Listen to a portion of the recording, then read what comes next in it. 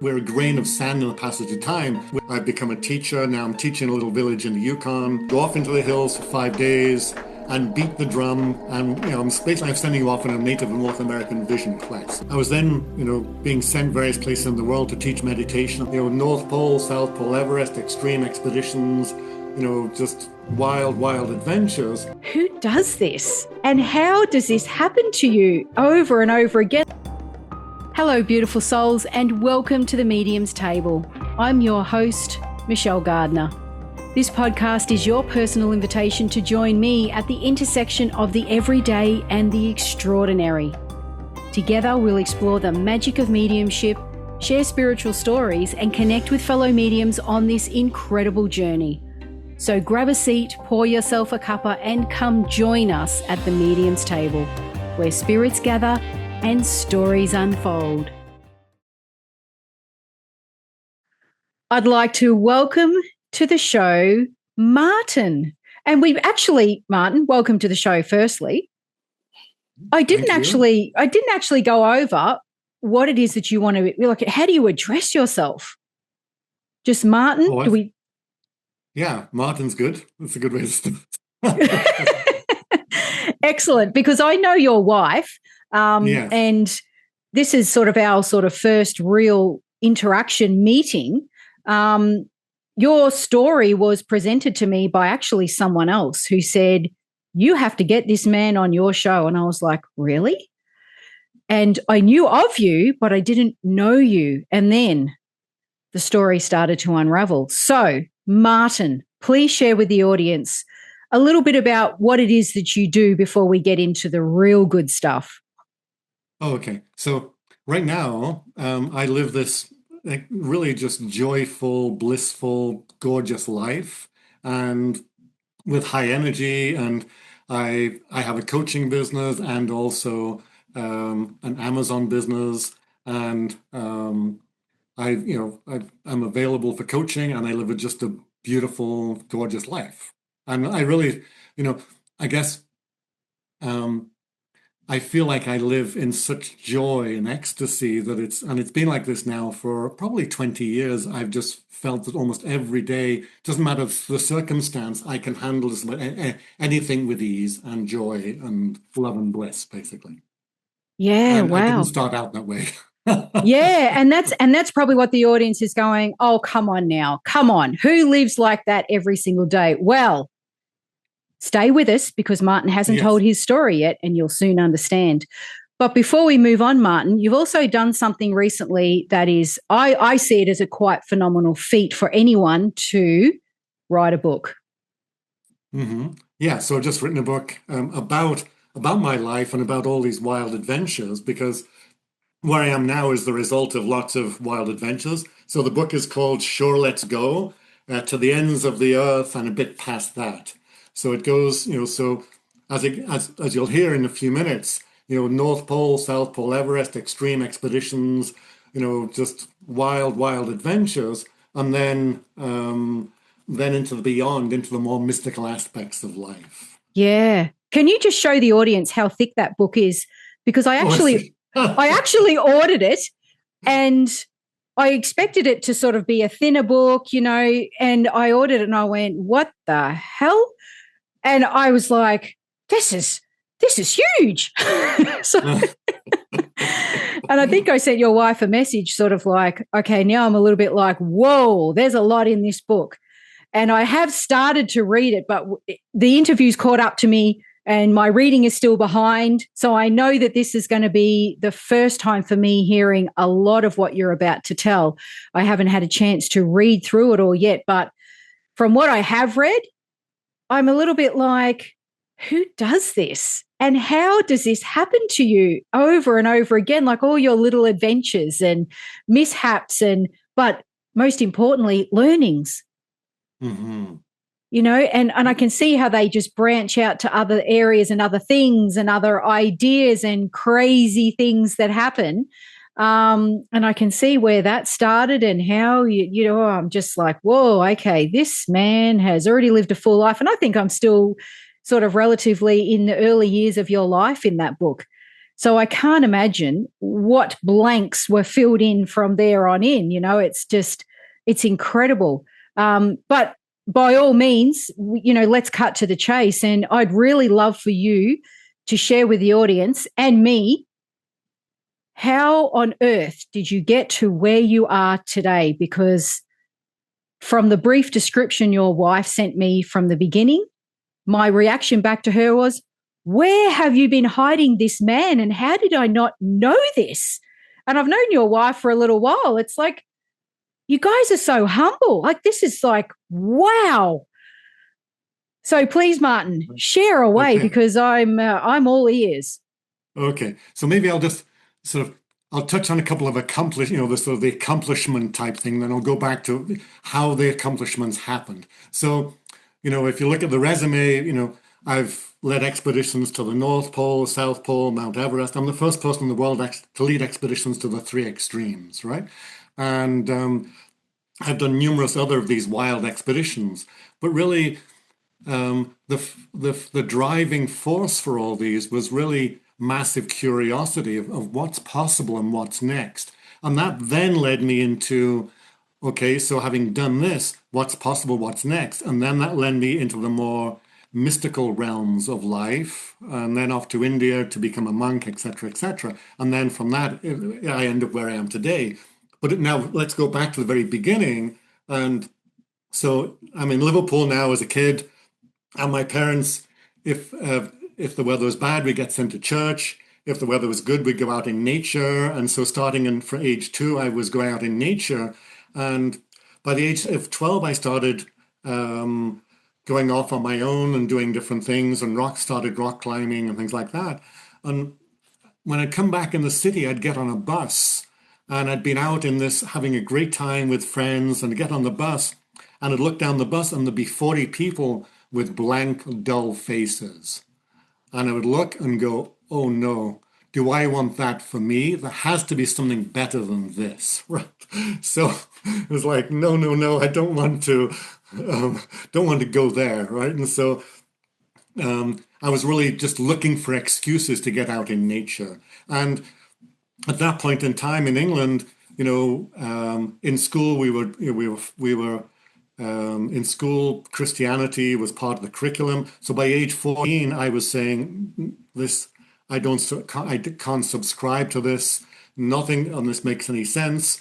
And I was also interested in geology. So I said, we are, if you look at geological time, we're a grain of sand in the passage of time. So it doesn't matter what we do. So it doesn't matter what we do. Let me have a good time, right? So that was sort of, let me reject Christianity and reject everything else and become a rabid atheist and gallop off into just doing what I want, right? So then by age 16, I was now heading up to the Alps with my parents, and I saw a mountain guide and saw the mountains. And I said to my dad, Dad, I want to become a mountain guide. And my dad said, you're born into that profession. You live in Switzerland, you live in the mountains, your dad trains you. We're from Liverpool, that's not possible. And so, and this is where again, this ties into the whole mystical aspect of things. There's a part of me that just hung on to that.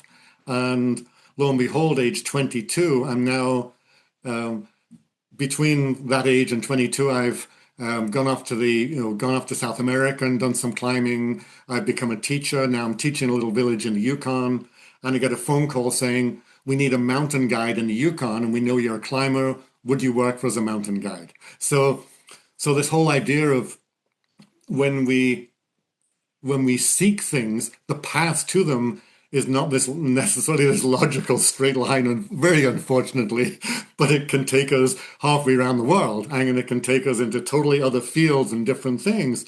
But it's amazing what happens as life unfolds. So I really it's way easier now for me to reflect back on these things, but I can really see that there's a part of me that is naturally inquisitive and an explorer, right? And so. So then I ended up in the Yukon in a little village, and in the winter the temperatures can be minus 40, minus 50, minus 60, minus 75, and the local people, they live off moose, which they go out and hunt, and So they're out there hunting at -50 quite casually and, with hardly anything, with a rifle and a blanket and a little thing of tea. And it was mind-blowing for me, even though I'd been climbing and stuff like this. Here was this whole other culture living a totally different way, right? And their values and everything about it was just mind-blowing. And now when I look back at that, I really see that any opportunity we have to step into different realities are hugely mind expanding and change how we perceive the world. And so that for me was just a wow, that opened more doors of possibility, right? So now I'm now working in the Yukon, and I start looking at the maps in the winter, and there's all these rivers in the Yukon that haven't been done in years, or there's no material about them. So now I form a guiding company. We're doing these rivers that haven't been done before. Those mountains haven't been climbed. So now, oh, look at that mountain over there. Look at that river over there. I'd spend winter poring over the maps and then go off and do these wild things. And then, so fast forward, and now a buddy comes to me and says, he succeeded on Everest. He was the second Canadian to climb Everest, and he wanted to do the highest peak in each continent. And so, and he and I climbed together, so I want you to help me. So the hardest peak to get to was in Antarctica. And it took us 3 years and lots of planning and wild expeditions, which I can talk about at other times. And we finally get to the top of the mountain after 3 years. And at the top of the mountain, we look out and we go, oh, wow, the South Pole is 700 miles over there, and it's never been visited from this direction. So, so on the way back, we're dirtbag climbers. We've been living in our vans just for the love of climbing, and but because we'd pulled these expeditions together, now we'd made $50,000 going back through Chile. The people who are supplying us in Chile said, if you ever want to come back, you need fuel, and we have a sort of we're desperate to get rid of some fuel. It'll cost you $50,000. So out comes the money, down goes down it goes. Now we're committed to coming back. We get home, the phone starts ringing off the hook, and now an expedition company sort of springs up out of nowhere that it becomes very successful. And then the next journey is, well, let's ski to the South Pole. And so we pull a team together and we do that journey to the South Pole. Then one of the clients on that trip says, well, nobody's ever gone across the continent. It's never been done before. Can we do that? Well, let's see if we can do that. So then off we go and do that. And then I'm back and I'm off to a meeting, a business meeting. I'm staying with a friend, and my friend says, I've got some insights about your business partner. And I thought, okay, well, go ahead. And she describes my business partners to a T. And it's just, she said, one, is like a rolling stone. He just rolls over everything, right? And I said, this is so profound. How did you get these insights? And she said, well, I'm taking a course in psychic awareness. And so I said, well, what's that? I was still the atheist, right? Still a rampant atheist. And so she explained it to me. I said, okay, well, this is super interesting. So sign me up I want to check this out. Sign me up for five psychics and channels over the next 5 days. I want to check this out, right? So off I went in my, my atheist mentality, and lo and behold, each one, revealed, awesome stuff to me, amazing stuff.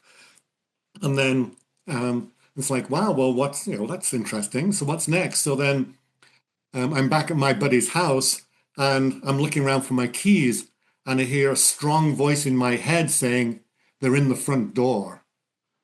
And I go, shake my head, no. So I'm not paying any attention to that, right? So then I go off and look around the house some more, another half hour. I finally stagger to the front door, and lo and behold, there they are. So that then starts, well, what was that all about? So now I'm into this inquiry into that. And one of the first things I do, I go off to, there's a friend of mine in Colorado who is quite wealthy, and she's established a ranch where there's a Buddhist monastery, a Hindu monastery, a Catholic a Catholic nunnery, etc. And she invited me to come down. She said, I explained, hey, I'm having all these wild experiences. So she said, well, here's a drum and go off into the hills for 5 days and beat the drum. And, I'm sending you off on a Native North American vision quest, right? So I head off there and it's winter and there's snow on the ground and I'm beating away on my drum and doing various other things. And then all of a sudden, I have this experience where I hear this voice say, this is Christ consciousness. And the zoing. And all of a sudden, I can see humanity in all its the games and the struggles and the ups and downs. And I'm sort of just observer of humanity. Oh, wow. Then after 10 minutes, it faded away. Then next day, I'm now in day 4 of this vision quest. It's zoing again. And now this is Mary consciousness. But I thought, well, who the heck is Mary? And the Mary consciousness was sort of softer and gentle. It's still the same perception of just humanity and all its struggles and difficulties and et cetera, et cetera. But I was thinking, who the heck is Mary? So when we got back, I asked, the lady, and I said, I had these experiences, and she was, really excited for me. And then, but she said, well, I don't know who Mary is. And she said, well, it could either be, Mary, the mother of Christ, or Mary Magdalene, right? Oh, okay. So then I really started to inquire more. Well, what is this all about? And I was then asked to go off to guide on Mount Everest, and I had a whole experience on Mount Everest that also shifted my perceptions. So I'll tell that story right now too, as we're just on a roll here. So on Everest, so I've gone to Everest and I've been wanting to go to Everest for many years, right? And finally some clients come to me, but I'm a poor climber, guide, poor, living sort of hand to mouth. And some clients come to me and say, we want you to take us to Everest. We trust you, you've guided us elsewhere. So I say, okay. So I bring in 2 other guides. And on Everest, this is in the early 90s before it gets super professional and super organized. And we were really one of the pioneers. So our role was to really be logistics for the whole team. We had Sherpas helping the climbers, and we were running this very complicated logistic setup, right? So 5 of the climbers got to the summit, and then it was my turn. So I headed off one night, and I'm going up this face called the Lhotse Face towards South Col. And about halfway up the Lhotse Face, I get diarrhea, and I'm wearing a one-piece climbing suit, which was a bad choice of clothing. So I have to strip off, I'm dangling. I still leave my harness on and clipped onto the rope, go to the bathroom, but I'm determined to go on, I'm not going to give up, and put everything back on, and back up I go. And half an hour later comes again, but I'm determined to go on, go a bit. Then the third time I start to vomit as well. And at that point I sit down and look out, and here I am. It's just beautiful. The stars are out, the moon is out, these peaks are just glistening with all this light. And I just started yahooing, right? I'm just shouting Yahoo at the top of my lungs because there was just this incredible beauty. And I realized that, wow, I'd been so driven by the goal that I wasn't aware of this beauty that was there, right? And all the way down the mountain, I'm yahooing. And I get back to my camp, and my buddies are there saying, oh, you must be feeling really disappointed. And I'm saying, no, it's just, I feel great. And so that then was almost like a turning point of how come I didn't go into disappointment? How come I went automatically into this other space, not into a disappointed space? And is that possible more often? Because I don't Yeah. like being disappointed particularly. So how can I change that? Yeah. And can I just ask, Martyn, when you were unwell, was it the altitude? Like, what created that, or was it just a random illness?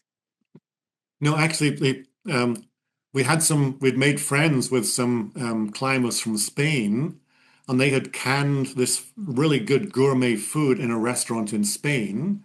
and it had some, and it was chicken, and the chicken, so Oh, it was, okay. yeah, the chicken had gone bad, and so I got, Yeah.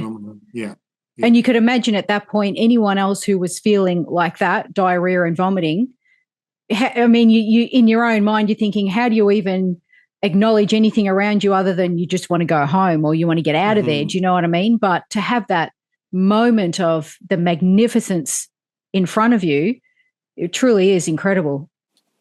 Yeah, no, and the thing is that what I see is that these are spontaneous happenings, right? I didn't try to do it, it just happened. And so that's the thing that I'm interested in, is that we can't have these happenings all the time. That's how life can occur to us, as these happenings where we just go, oh, this is not a problem. How unusual. Normally this is a problem for me. Normally I'm frustrated and pissed off by this, but in this moment I'm joyful and blissful and giggling, right? Yeah. Yeah, and that's a really great state of mind to be in. And like you say, how did that happen when you should have been annoyed, pissed off, and everything else in between? But I guess it's living in the present moment, isn't it? Hmm. Yeah, now as I look back on it, I can really see that all those conditions that I'd been in helped me be there in that moment. That it was the vast variety of different conditions that enabled me to be just, oh, this is, move beyond the immediate to the beauty. Yeah. Yeah, definitely. Wow. So then that led me on this, that one then was this a bit of a quest of just what what is our human potential? Who are we as humans? What are we? So, I I spent time, meditating. I spent time, you know, doing various, I became a breathwork coach. I did a lot of past life work and a whole pile of different methodologies to explore what is our potential. And then it was in 2005 I met um, a young Indian saint and was really struck by who he was, and said, okay, let me go off to India and learn from him and study with him. And so, and if I was to encapsulate that time in India, he was really pushing us all the time, to experiment and to try different things, because he was saying, the mind is super tricky. The mind, if I give you a technique, within 3 to 4 days, the mind will figure out a way around it. So I have to constantly reinvent things, change things up, so that, so you start seeing the mind as different from you. So you start looking at the mind from the external perspective and looking at your physiology and your psychology and your emotional body as different to your true essence. So you have your true essence, and then you have all these other bodies that do different things in the world, the personalities, etc., right? And so, and having done all those things on expeditions, many of the things he threw at us were just what I'd been doing on expeditions unconsciously. So he would say, for instance, let's go without food for a couple of weeks. Let's reduce food and do all these different practices. But meanwhile, I'd starved on expeditions, uh, by accident, right? And he would say, let's go without sleep. Let's go, for the next 3 days without sleep. And again, on expeditions, we'd gone without sleep by accident, right? Or sometimes by design, but often by accident. And so I realized the parallels between pushing oneself, um, as you know from all the weightlifting you do on all the bodybuilding, that um, when we push ourselves, we access whole different perspectives, right? And so it's really that was what he was doing often in India, is getting us to shift perspective very rapidly. So we ended up sitting in that almost like I am eternal body, and watching from the I am eternal body, looking back at, oh, and my personality freaks out at this, or my emotional body has a strong desire for this, or etc. Yeah, definitely. I definitely understand what you're saying. When you're pushed to the limits, you can either throw the towel in or you can learn to pivot and grow and really truly understand yourself and how that growth happens, break it down and I guess it's more surrendering into it. But you got to want to do it. That's the thing. That's the key, is you got to want to do it. That's right. Yes. Yeah. And, if I look back now, I can see that I was always driven. I was always functioning from enthusiasm. I don't feel I've ever worked, I've never worked hard in my life. Right? I've always done enthusiasm, creates the ability to truck through snow for 10 hours a day at -20, or to sit down and do a spreadsheet all night because it had to be done by, 5 o'clock in the morning to present to whatever, so this, doing the spreadsheet all night was never hard work because it came from enthusiasm. Yeah, I totally understand.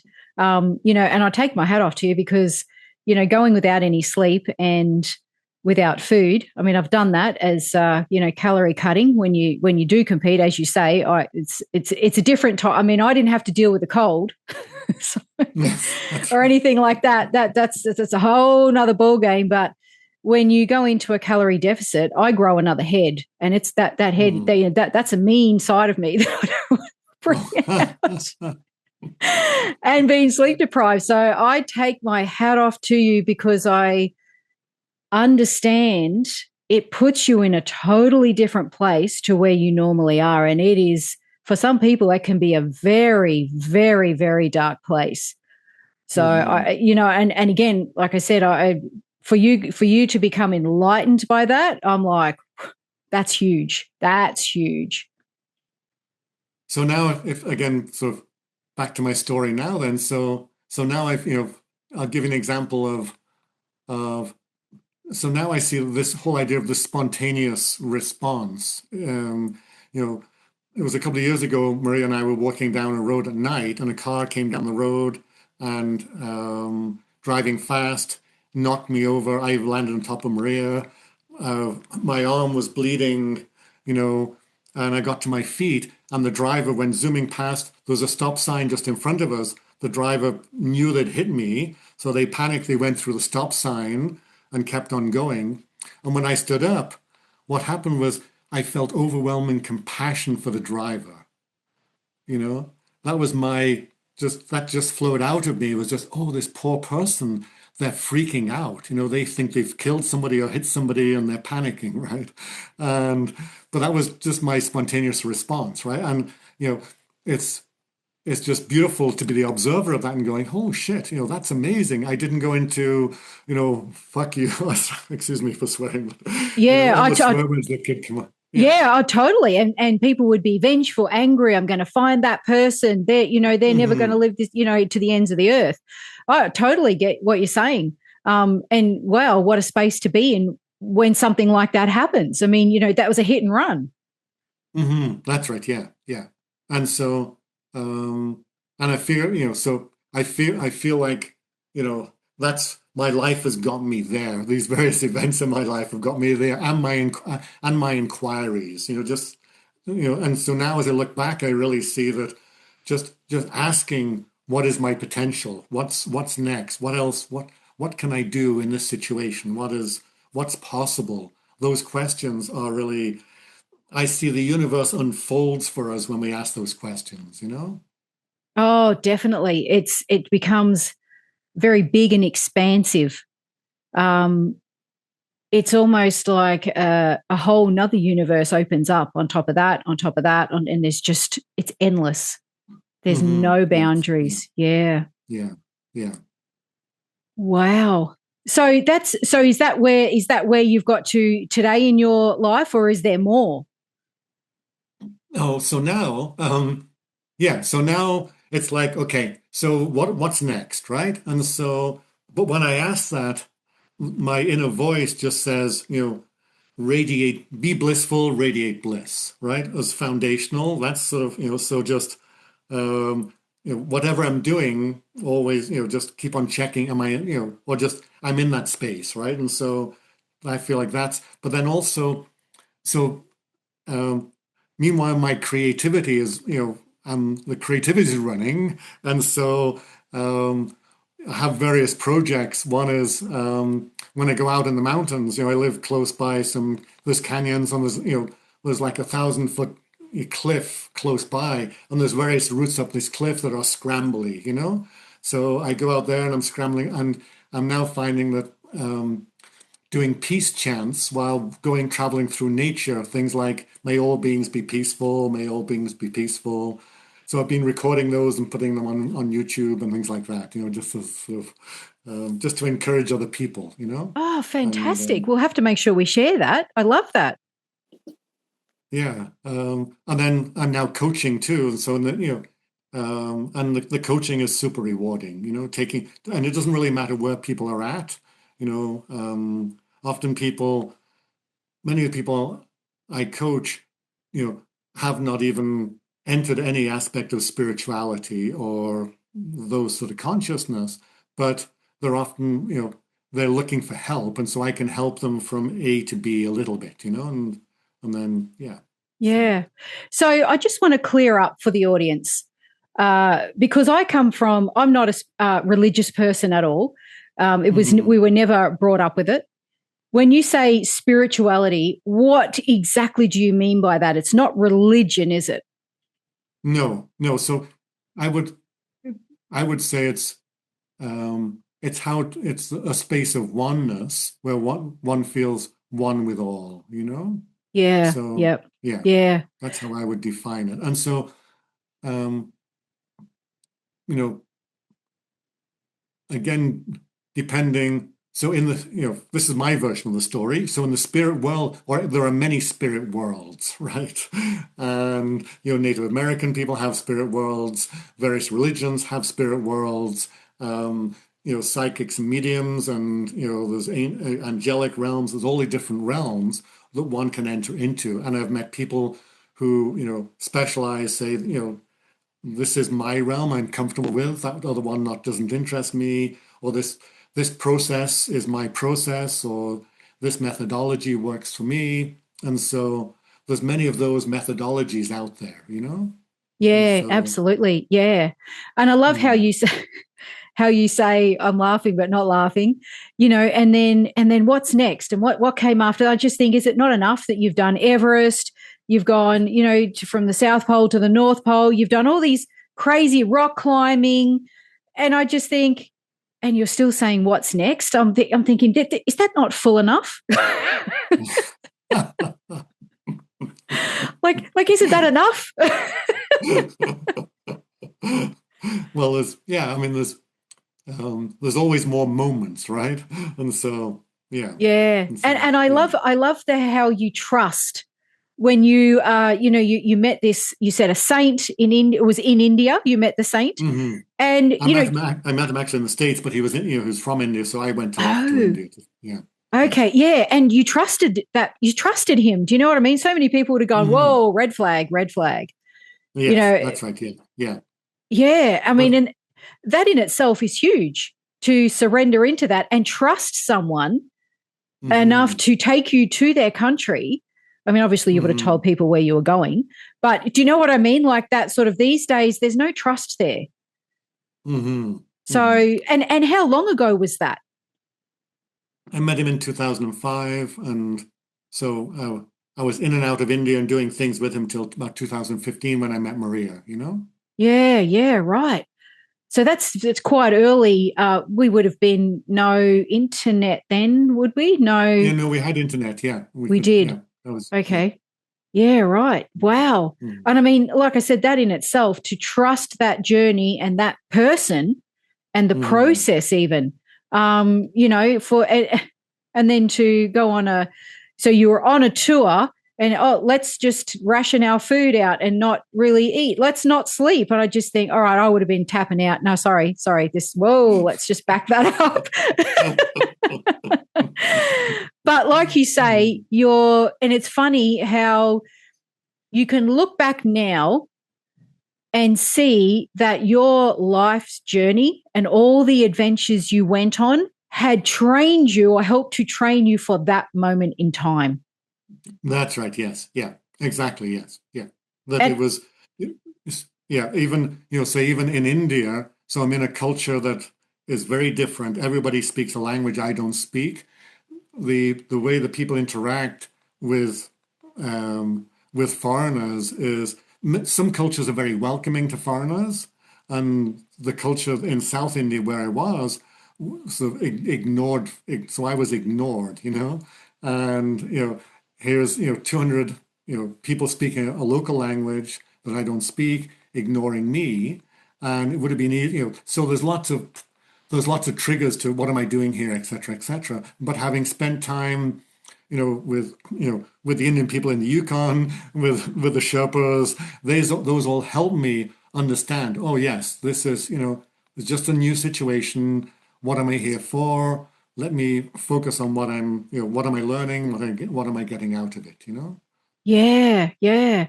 I love how you've trusted the process throughout all of it. I mean, a friend says to you, "Hey, let's go and do this expedition," and you're like, "Oh, yeah, sure, let's plan that." And I just think, any other, I want to say normal person because I know you're normal, but any other regular person would have gone, "Are you insane?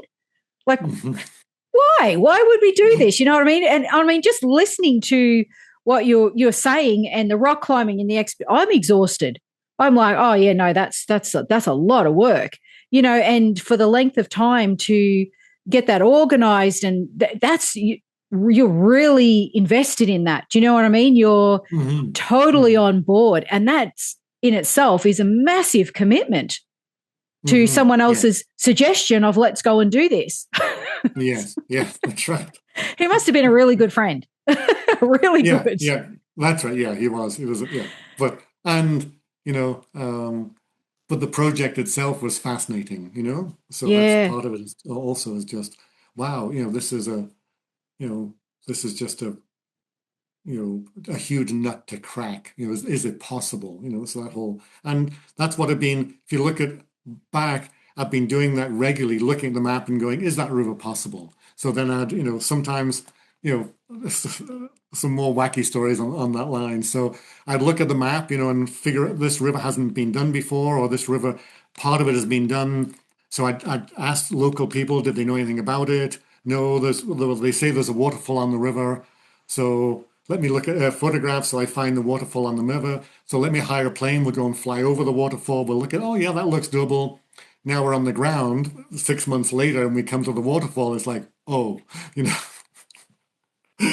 what looked good from the air is now.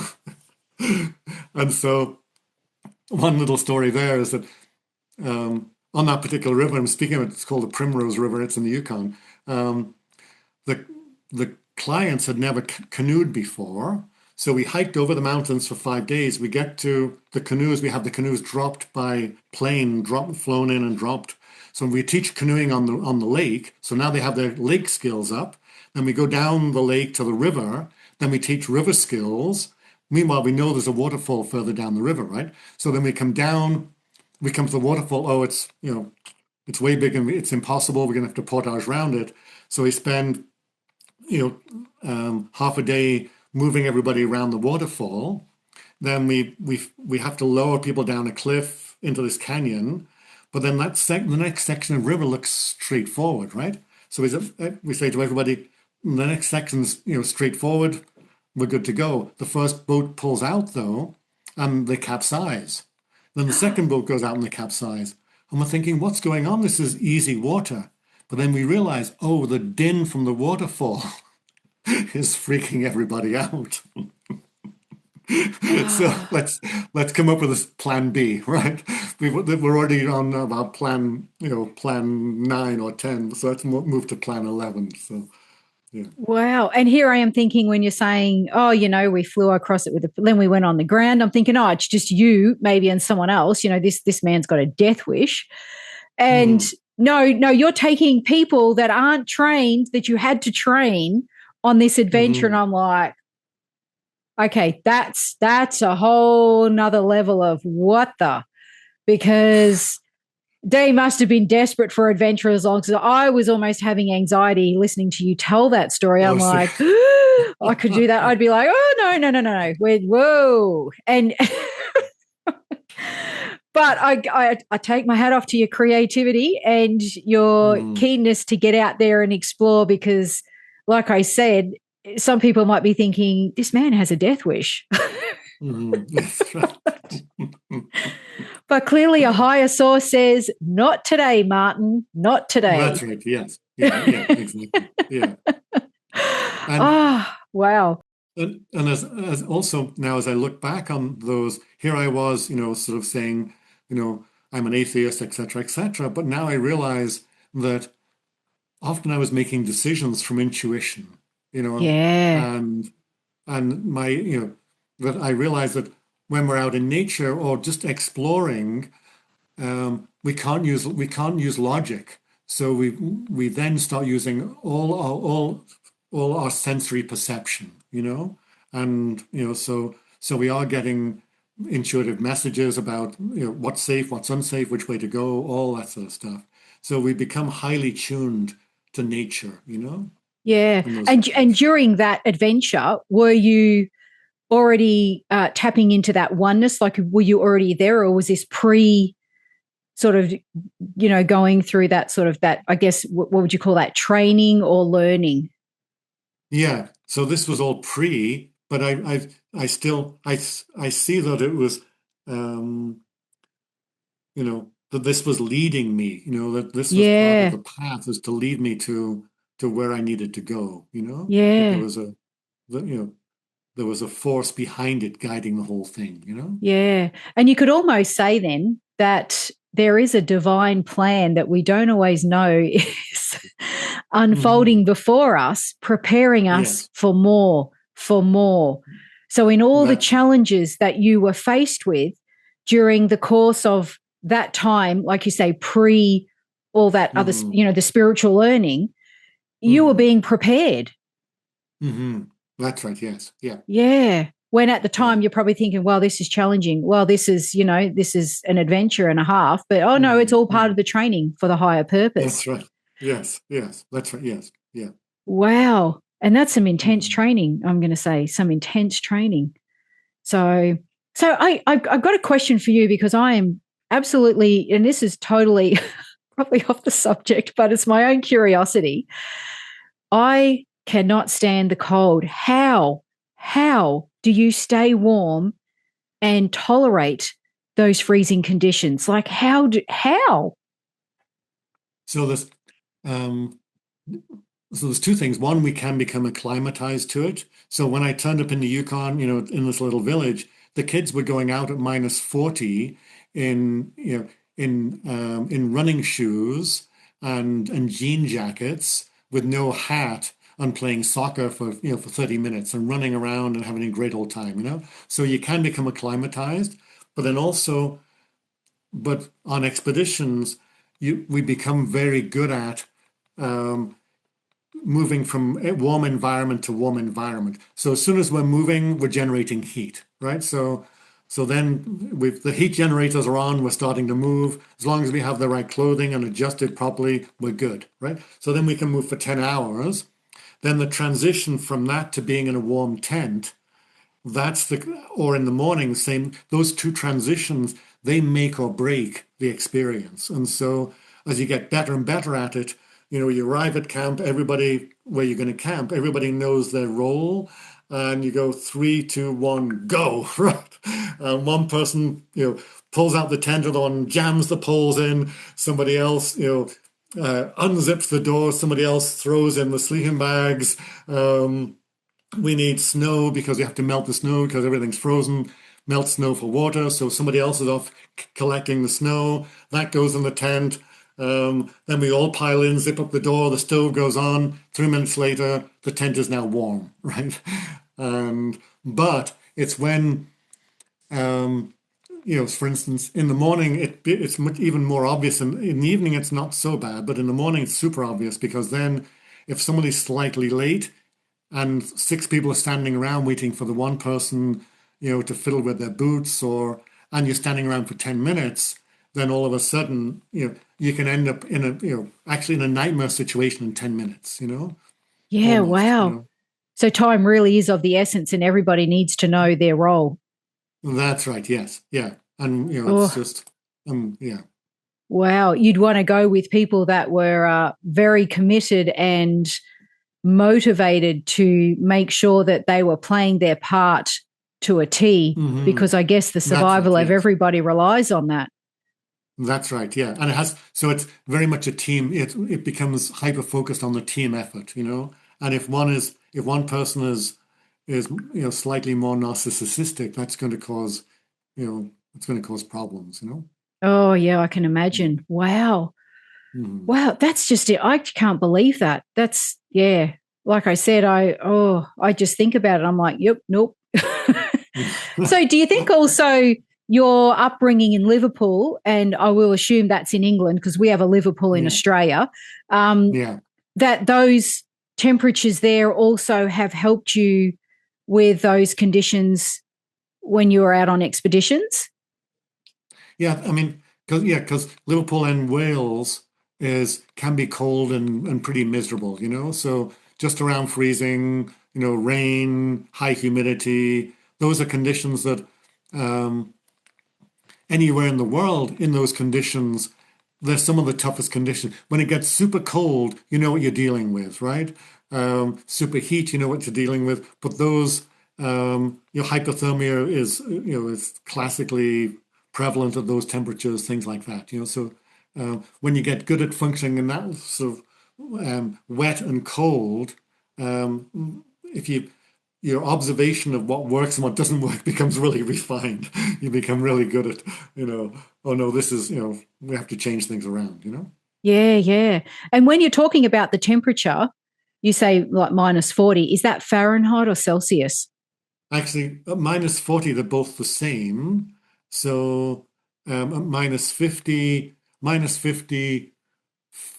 Celsius is like minus 60 Fahrenheit, 55 minus, you know, Right. Okay. so yeah, I've always got to check that because of in America, everybody talks Fahrenheit, but in here we Fahrenheit, talk but you think in Celsius. Celsius, right? Yeah, Yeah, yeah, yeah, yeah, yeah. So exactly. actually, for the Australians listening, yeah, it would be, the temperatures would be minus 50.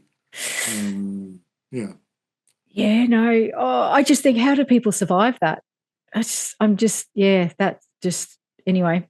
Let's move on to the next question that I have then. yes, that's right. So explain, are you able to explain to us what does it take to be a monk? Like what is that? What does that actually mean?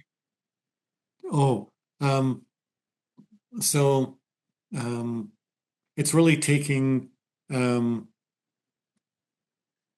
agreeing to follow certain rules. So typically, you know, in the organization, it has various depending on the organization. The organization I was in, they were saying your personal possessions that you had before, you keep wherever you want, they're yours, it's up to you to do. While you're here, we want you to limit your possessions to a few things. We don't want you to have, again, we're looking at, a reduction in material distraction, right? So fewer possessions. We want you to follow the rules that we lay out. Things like that. So there's various depending on which order it is. There's various rules. Okay, yeah, right. Okay. Because I've never known anyone you know, to be a monk. And it's like, what does that actually entail? Do you know what I mean? It's Mm. so okay. This is probably that was probably my curiosity as well. But again, if the audience is wondering, now we have the explanation of what that means.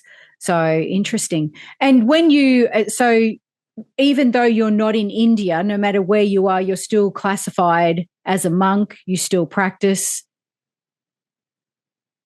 That's right. Yeah. So I was then, being sent various places in the world to teach meditation and things like that. And so typically I would travel, I had traveling clothes and often I would say fly to Toronto and a ticket would be given to me. Arrive in Toronto and with no money, but I'd be given a car, the devotees there, the group there would provide me with a vehicle, a place to stay, et cetera, et cetera, And so then then a ticket would be given to me to fly somewhere else. And etc., etc. Wow. So imagine Mm. that, viewers and listeners, that you get to teach meditation across, the world, wherever that plane takes you. I mean, that in itself is incredible. What an incredible life to teach that. Mm-hmm. So can you teach that if someone is listening to this and they say, well, I would like to learn that, do they have to be there in person, or can you do this over Zoom? Do you take groups over Zoom? How does that work? Yeah, now a lot of stuff is done over Zoom, So right now, yeah, we do lots of stuff over Zoom. Okay. Yeah. So because I'm really curious about this, and the reason being, we have a lot of inquiries from people wanting to learn more about this sort of, with different interviews that we do.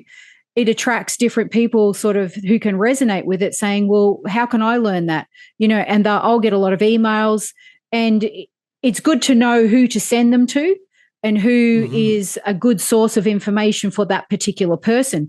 So if someone was to contact you and they were looking to be a medium, or what is it that you are actually producing, or helping that person to become? So obviously, to start with, there's meditation. Mm-hmm. Yeah. So really, I look at it as um, I can provide sort of signposts on the road to higher consciousness, Yep. and signposts and guideposts, and so. Um, and it's everybody's path is so unique that I can say, hey, here's some meditations, and after that let's discuss what are you learning from the meditation, what's your interest, and then we tuning in to get guidance on what the next step is, etc. So it's very much I it's important people to find their own, we do best when we find our own journey, from my perspective. Yeah. and there's lots of signposts that various people can point out to us. Yep. I love that, Martyn, and I'm so glad that I asked that question and you have answered that. Oh my gosh, so openly, and addressed the uniqueness of everyone. I will actually be contacting a few people back, because this is something that I myself find that there are so many governed rules, or you're learning one way, but it's not. And it's funny, I can't even begin to describe this whole interview that has transpired has been correlating with conversations and situations that have happened in the last 2 days. And some of them Mhm. literally this morning. I mean, you weren't privy to any of this. And literally this morning, I was in a Zoom practice, and there are some of the things that you've touched base on. And I'm sitting here as I'm listening to you going, we just spoke about that this morning. God, someone just said that this morning. We had a conversation about that yesterday. It's just phenomenal. And we also spoke about the fact that many teachers will teach you one way, and it's up to you to make that fit. And Mhm. I love the fact that you've addressed the uniqueness of the person, where they're looking to go, all of it. And a lot of people, to start with, don't know how to still the mind. So meditation, for all of you listening out there who may have tried it, Mhm. it's a learned process, Mhm. and you need a good teacher. Mhm. Yes. And just chatting to someone randomly will not fix that for you, or help you, or make you understand it and just slip into that state of oneness. It's a process. Mhm. Yeah.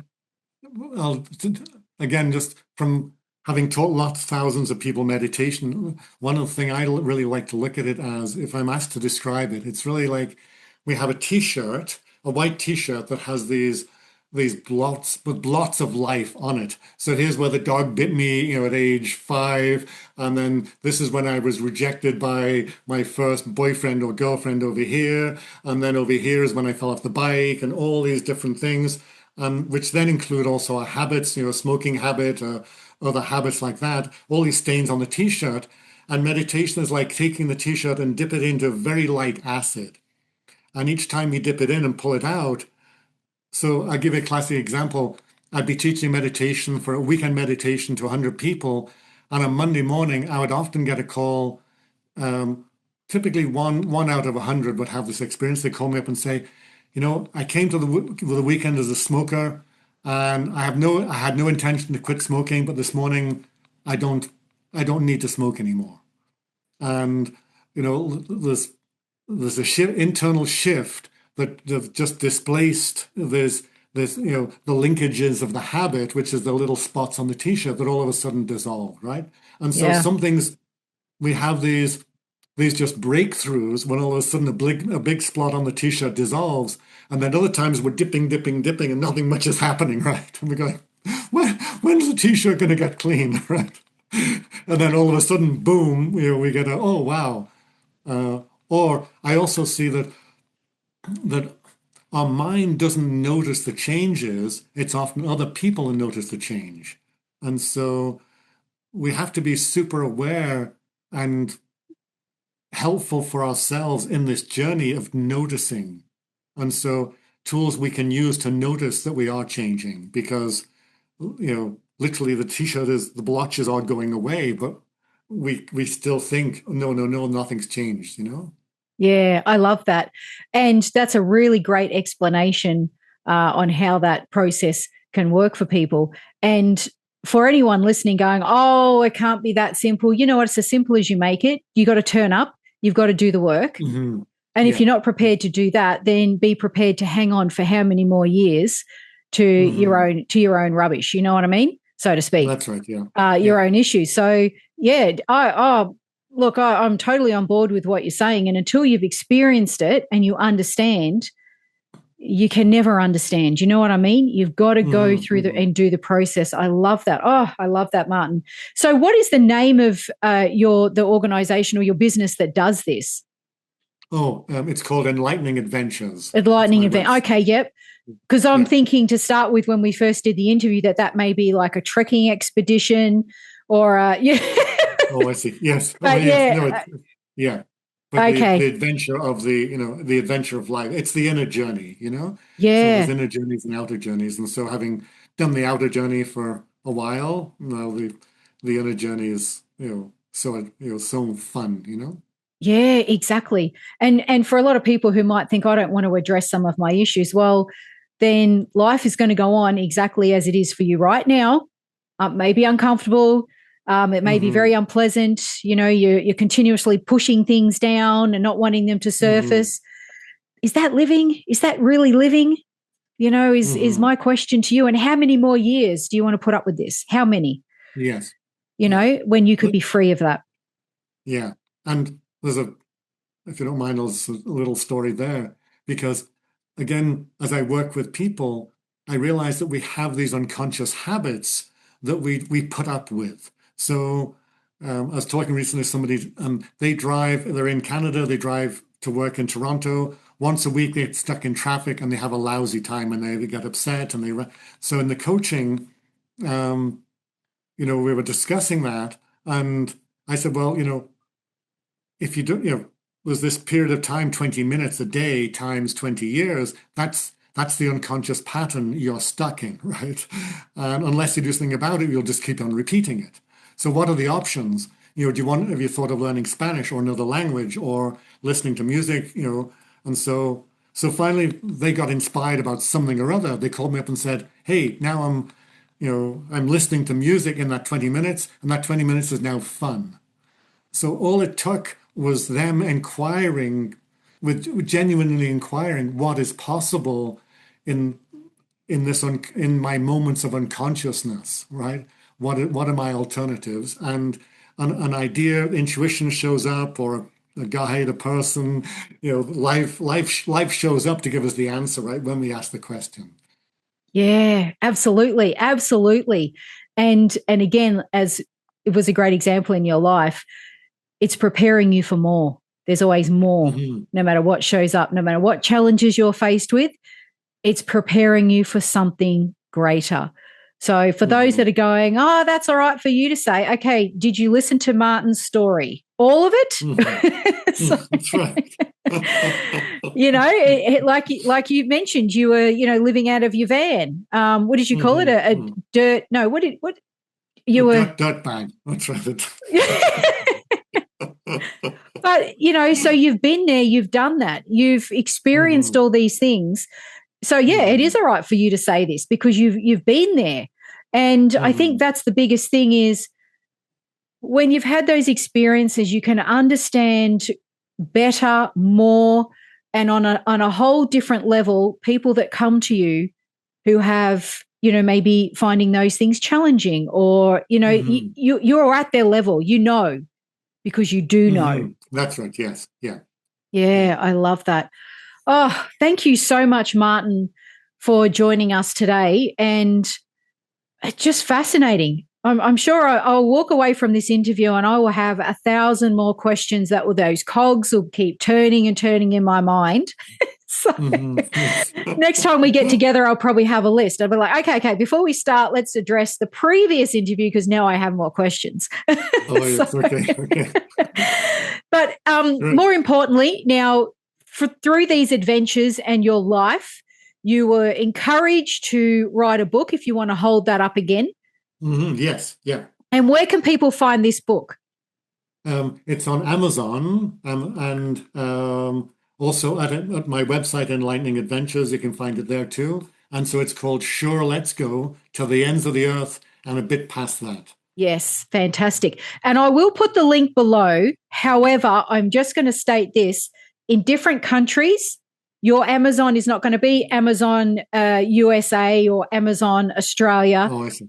Look for it in your country. So maybe type in the title and the author for it to come up.